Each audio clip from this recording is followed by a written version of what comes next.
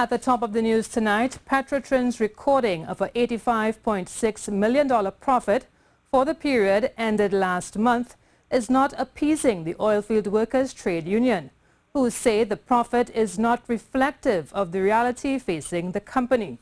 During a forum hosted by the Lloyd Best Institute on Wednesday, OWTU President General ROGET warned the company's management to refrain from entangling itself with political powers.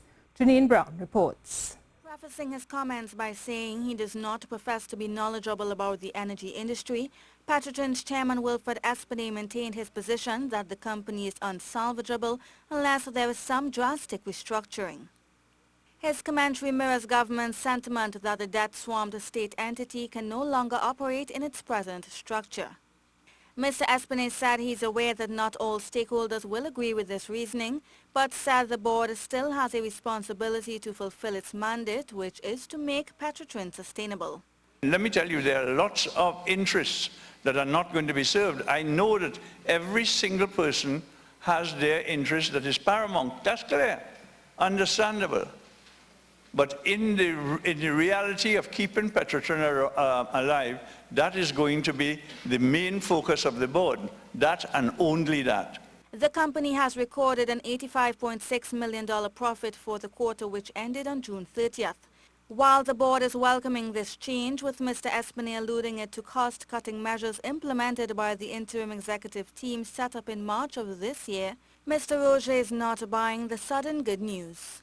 If you don't pay your insurance on your house, you don't buy gas for your vehicle, you don't even go to work, and the monies that you would have spent there, you didn't spend it, you will declare a profit as a result of that. He called for efficient personnel to be placed at the helm of the company to facilitate a proper restructuring. This, as he said, those in place now only seem to be acting in the interest of government. That not until the politicians and the politics is removed from PETROTRIN, PETROTRIN will never survive. And that is the reason why today we could end up with people at the helm of PETROTRIN that would come to the podium and say they don't really know about oil business, but they're in charge of a petroleum company of Trinidad and Tobago. Mr. ROGET believes that the doom and gloom outlook of the company is only a setup to justify future plans for privatization. The OWTU is also calling on PETROTRIN'S board to honor the memorandum of agreement it signed with them back in April for the establishment of a working committee to oversee the restructuring. The union says that the company has failed to commit to meeting the 18-month timeline stipulated in the MOA. Janine Brown, CNews.